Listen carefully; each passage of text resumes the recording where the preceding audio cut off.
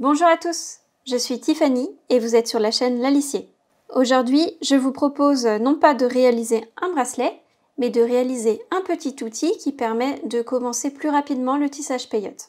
Je connaissais le Quick Start Peyote qui permet de débuter rapidement le tissage peyote grâce à des petits trous comme ça, mais fondamentalement, on peut réaliser ça avec une petite bande de tissage Miyuki. C'est le même principe, en fait, on va venir coincer le premier rang de perles dans les trous qui sont formés ici. Donc si vous débutez, c'est peut-être pas très clair ce que je vais vous dire, mais vous allez le comprendre après. C'est quelqu'un qui m'a parlé du fait d'utiliser une bande de tissage peyote pour débuter plus facilement le peyote. C'est vrai que moi, comme j'ai l'habitude de tenir les perles et de faire pas mal de tissage peyote, j'ai pas vraiment besoin d'un outil pour faciliter le tissage peyote. Mais lors de mon dernier atelier, j'ai vu que lorsqu'on débute, c'est un peu difficile de tenir les perles. Les personnes de l'atelier avaient un peu du mal à tenir les premiers rangs de perles, à pas s'emmêler les fils et tout. Donc je me dis peut-être que pour mon prochain atelier qui est le samedi 29 novembre, ça sera peut-être plus simple avec un outil comme ça pour débuter, quitte à leur montrer après comment on débute sans. Mais au moins comme ça, elles pourront voir la logique du tissage qui est pas si compliqué, alors que tisser les deux rangs d'un coup, puis créer le crénelage avec le troisième rang, c'est un petit peu plus difficile à comprendre et un petit peu plus difficile à expliquer aussi. Donc je pense que ça sera une bonne idée pour commencer plus facilement le cours. Par contre, si vous débutez et que vous voulez créer cet outil, vous allez devoir de toute façon apprendre à faire les deux premiers rangs si vous avez personne pour vous donner ce genre de petit outil. Donc c'est pas très compliqué le tissage peyote, c'est juste comme je vous dis, le plus dur ça va être de bien faire attention au sens de passage de l'aiguille dans les perles et de tenir les perles. Voilà, tenir les perles c'est peut-être un peu le plus compliqué. Après je me suis rappelé aussi d'une technique que j'avais déjà utilisée il y a très longtemps et que j'avais oublié, c'est de faire le même système mais avec une aiguille. Je vais vous montrer à la fin. Après c'est un peu moins pratique, mais ça peut être une autre astuce. Pour notre outil, on va tisser une très grande largeur de peyote. Normalement, un bracelet va se tisser dans ce sens. Normalement, un bracelet va se tisser comme ceci. Donc la longueur, la partie la plus longue va vers le bas. Là, on a besoin d'une grande largeur, en vérité, pour pouvoir faire des tissages larges avec notre outil. C'est pour ça que ça dépasse un peu de la ligne. Pour commencer, on va enfiler une perle de maintien. C'est une perle qui va empêcher les perles de glisser. J'ai coupé 1,70 m de fil nylon, tresse fusionnée 0,10 mm et je l'ai enfilé sur une aiguille taille 12. J'enfile ma première perle, peu importe la couleur car on l'enlèvera à la fin. Et on garde environ 15 cm de bout de fil. Mon bout de fil est ici et la partie reliée à l'aiguille est ici. Je vais passer l'aiguille dans la perle dans ce sens. Donc du bout de fil vers la partie reliée à l'aiguille, ce qui va former une boucle. Voilà, et je recommence, je le refais une nouvelle fois dans le même sens.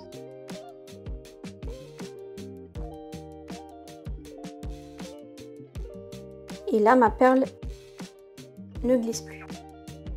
Donc je vais pouvoir enfiler toutes les perles du premier et deuxième rang et elles ne tomberont pas de mon fil. Donc il faut enfiler le premier et le deuxième rang à la suite. Et pour que ça soit plus facile, on va commencer ici. On va revenir vers cette partie-là. Donc là, je dois enfiler, je vais enfiler 50 perles bleues. Et après, on pourra commencer le tissage du troisième rang et à créer les créneaux. Pour enfiler les perles plus vite, je les ai mis en tas sur un tapis de tissage, c'est un tapis avec des petits poils comme ça. Et je vais passer mon aiguille dans le tas pour enfiler rapidement les perles.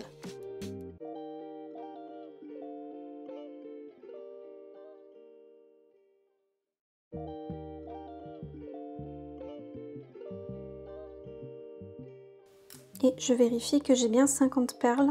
J'ai bien enfilé mes 50 perles, donc ce que j'ai fait, j'ai enfilé ces perles.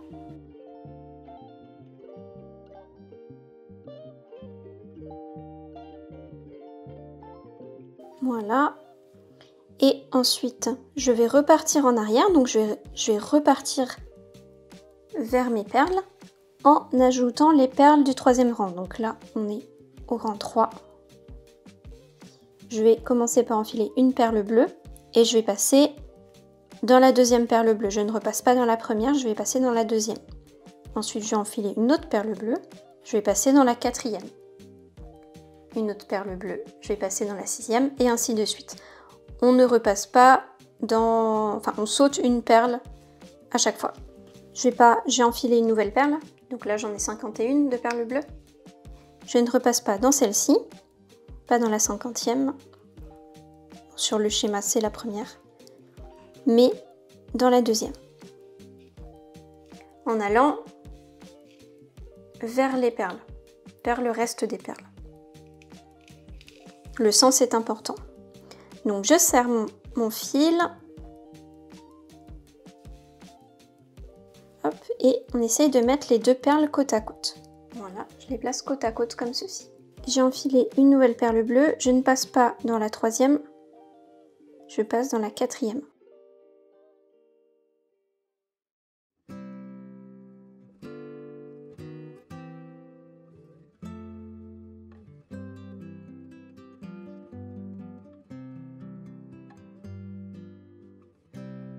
Je serre, je replace bien mes perles et j'obtiens ceci.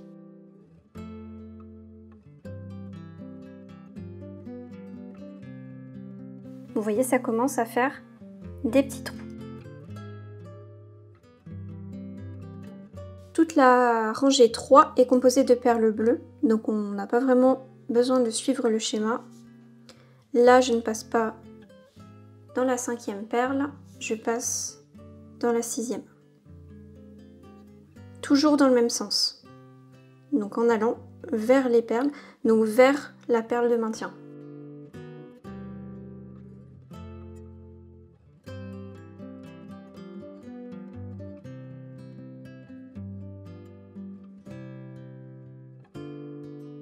Voilà, on continue toujours. Je ne passe pas dans celle-ci. J'en saute une, je passe dans la suivante.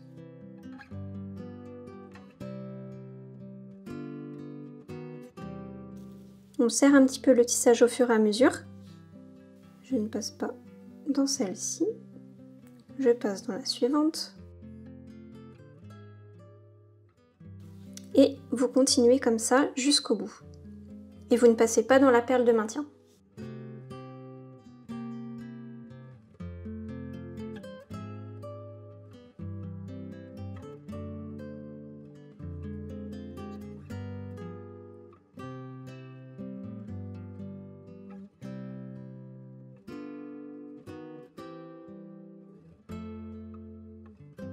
Et voilà.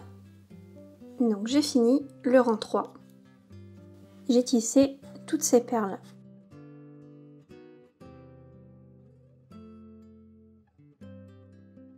Et je suis de retour ici dans la première perle que j'avais enfilée. Comme mon tissage est un tissage peyote pair, c'est-à-dire qu'il y a un nombre de perles paires dans la largeur, on est à 50, je vais pouvoir directement passer comme ça pour tisser le rang 4. Donc là, je pense que c'est encore que des perles bleues, donc il n'y a pas trop de questions à se poser. Normalement, s'il y avait un motif qui commencerait, on devrait faire attention au sens parce que au niveau du 3e rang, les perles ont tendance à un petit peu tourner sur elles-mêmes, donc il faut faire attention au schéma. Là, c'est que des perles bleues, donc il n'y a pas de souci, on peut juste tisser d'autres perles bleues dans les trous qui ont été formés au rang précédent. Je vais vous montrer ça.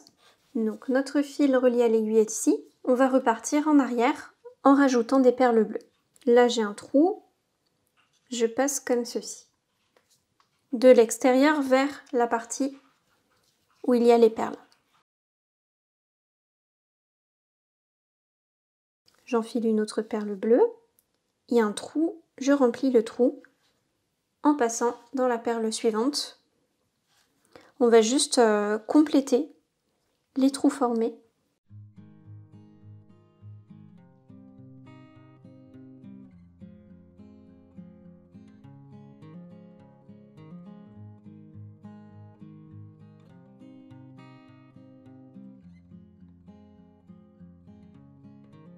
Donc mon fil sort de cette perle et je passe juste dans la suivante en face. Voilà, et on continue comme ça.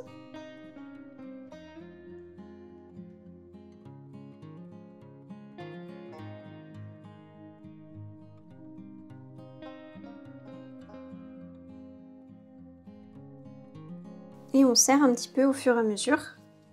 Pas trop fort, hein, mais il faut que le tissage soit quand même bien serré.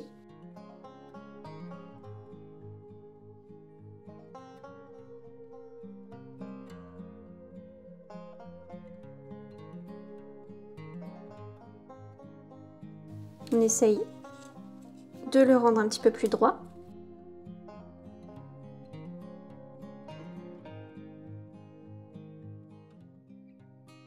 Donc continuez comme ça.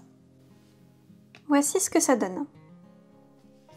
Donc j'ai enfilé cette perle là en dernier.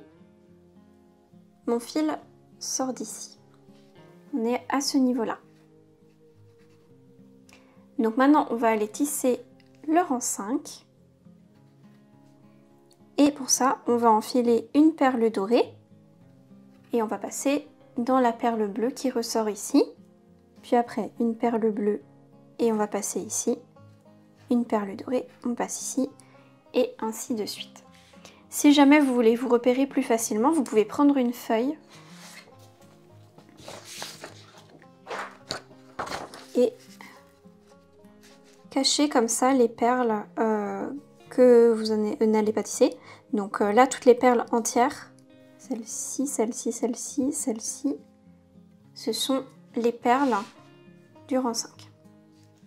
Et si c'est coupé, ce sont des perles à pas enfiler, bien sûr. J'ai enfilé ma perle dorée. Et je passe dans cette perle. Donc je repars vers les perles de nouveau. J'enfile une perle bleue. Et je complète le trou. Ensuite c'est une dorée.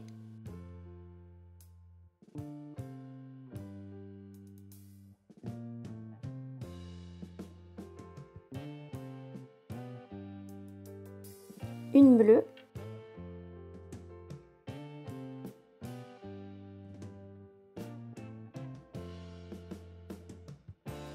Une dorée.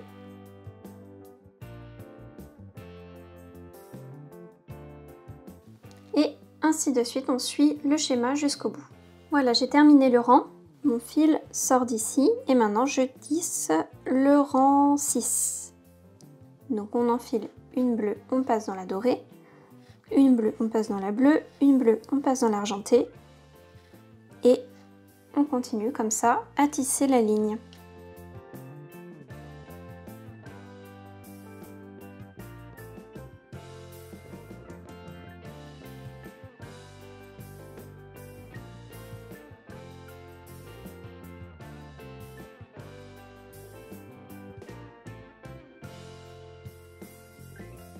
Maintenant, on va tisser le rang 7, ici.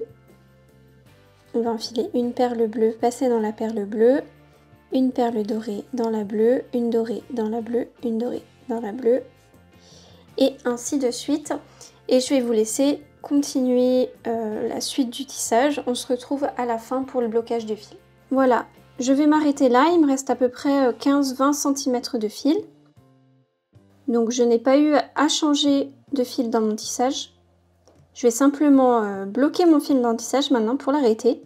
Car dans un tissage de perles, dans ce type de tissage de perles, on ne fait pas de nœud, on va juste coincer notre fil dans le tissage. Pour changer de fil, c'est la même technique. On va coincer notre bout de fil dans le tissage, le bloquer et on le coupe. Ensuite, on prend un nouveau fil, on vient le bloquer lui aussi dans le tissage et on reprend où on s'est arrêté. Donc là, je vais venir bloquer mon fil dans le tissage en faisant plusieurs passages dans les perles. On va faire des passages à l'intérieur du tissage de perles pour éviter de faire une surépaisseur sur les bords. et pour éviter que le fil n'ait des risques de ressortir avec les frottements. Donc je vais un peu plus loin. Et après, on n'a plus qu'à faire des passages en diagonale dans 2-3 perles à chaque fois. Et 4 ou 5 passages généralement suffisent. Donc vous voyez, mon fil sort d'ici, je passe dans une perle à côté. Parce que si je vais piquer plus loin, on voit le fil à travers le tissage. On va le voir par-dessus. Alors que si on pique à côté, hop, on cache le fil dans le tissage. Vous voyez, il a disparu.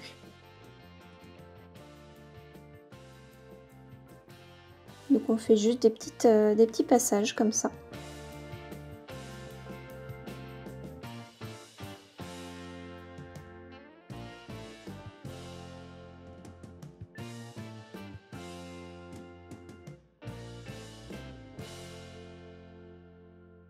On tire sur la dernière perle pour vérifier qu'elle tient.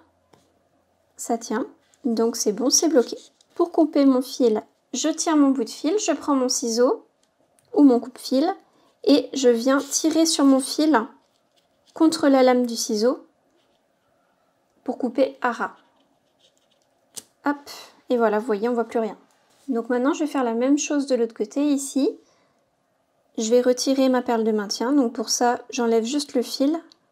On l'enlève en tirant dessus.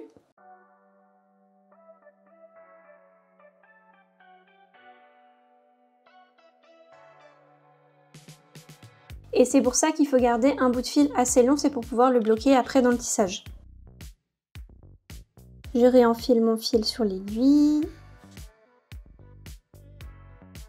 Voilà. Et je viens le bloquer dans mon tissage.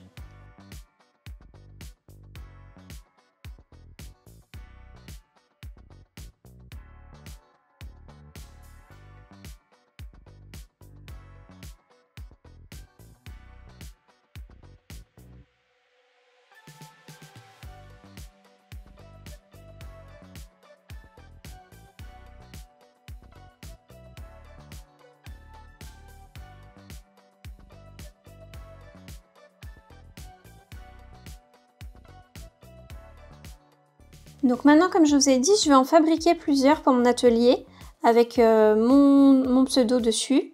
Donc on va utiliser celui-ci pour créer les autres. Donc je l'ai fait un peu plus court pour que ça soit un peu moins long à tisser parce que sinon j'en ai pour pas mal de temps, à en faire 4 au moins. On va commencer déjà par refixer une perle de maintien au bout. J'ai recoupé une longueur de bras de fil, donc environ 1,70 m, 2 mètres de fil. Hop, je garde une bonne longueur de bout de fil pour la fin et je repasse dans ma perle de maintien, donc du bout de fil vers la partie reliée à l'aiguille. Et je fais ça 2 fois. 1 et 2.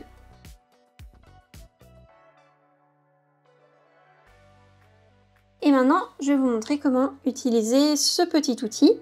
C'est très simple. Déjà, je vais prendre mon outil de démarrage, hop, comme ceci. Donc, ma première perle, c'est une perle rose.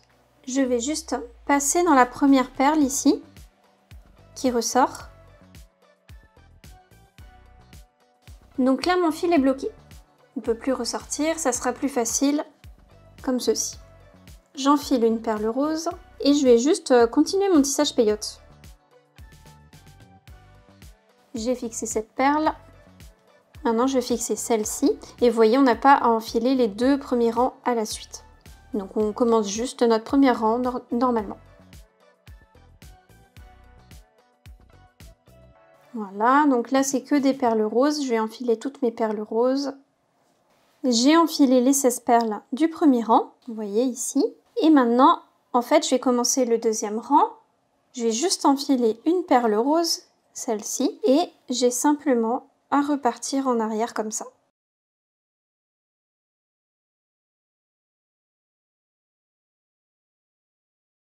Donc là, c'est le cas du peyote pair, mais on peut aussi l'utiliser pour du peyote impair.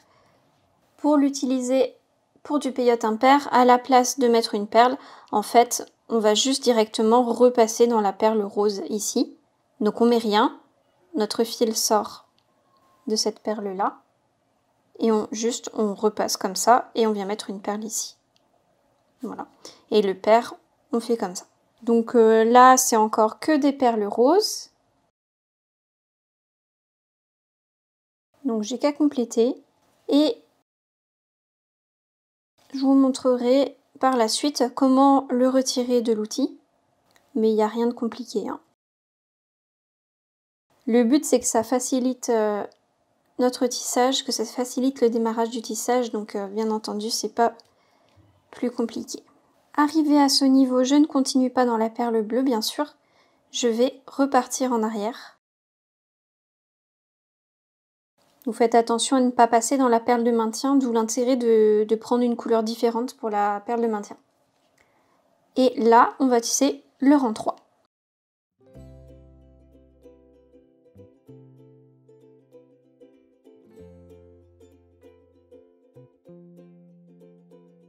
Je vais continuer à suivre mon schéma et je vous montre comment retirer ça après. Voilà, j'ai terminé le tissage. Maintenant, je vais retirer de nouveau la perle de maintien.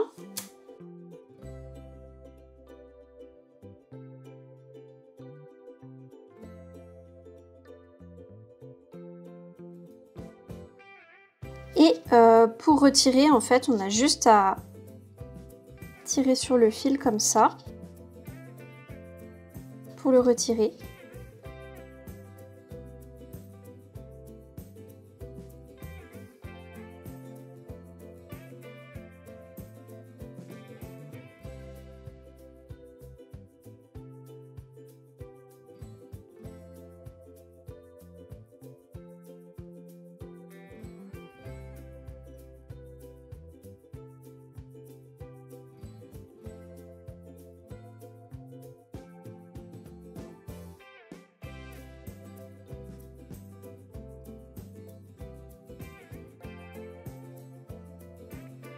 Et voilà. Et il n'y a plus qu'à bloquer le fil d'un tissage. Donc ça me fait déjà 2 outils pour mon atelier du 29 novembre. L'autre astuce dont je parlais, c'est d'enfiler sur une très fine aiguille les perles du rang 1. Sur une autre aiguille, j'ai mis mon long bout de fil avec au bout la perle de maintien. Je vais venir passer déjà dans une première perle. Hop. Mais il faut une très fine aiguille, hein. Il faut des fines aiguilles pour faire ça. Donc voilà, et après je vais commencer mon tissage.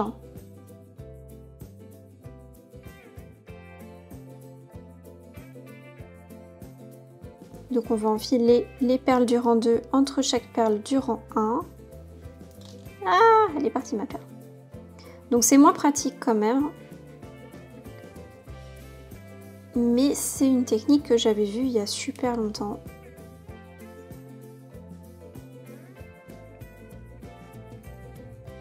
Voilà, bon je vais pas toutes les faire, hein. Bah voilà, de toute façon elles sont parties. Donc j'ai mon rang 1 et 2, vous voyez. Et là je vais mettre mon rang 3.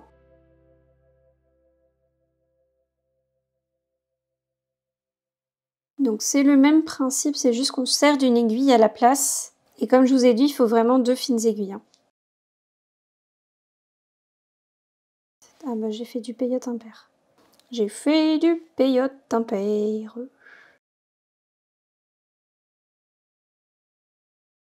Donc là j'ai juste retiré l'aiguille et j'ai fait mon demi-tour pour le tissage peyote impair.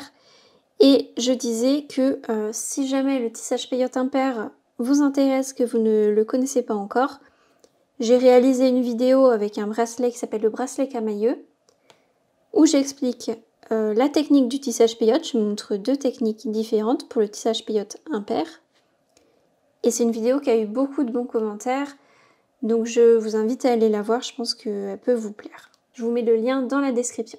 Donc après, vous voyez, le crénelage est déjà fait et on n'a plus qu'à tisser les autres rangs. Si cette technique vous a plu, que ça vous a donné envie de le refaire, je vous invite à mettre un petit j'aime, un petit commentaire et un boost. Les boosts, c'est une nouvelle fonctionnalité de YouTube qui permet de pousser une vidéo qui vient de sortir, beaucoup plus qu'un pouce en l'air ou qu'un commentaire. Donc si jamais ça vous a plu, mettez-moi un petit boost. Merci beaucoup. Je vous dis à la prochaine pour de nouvelles vidéos. Bye bye!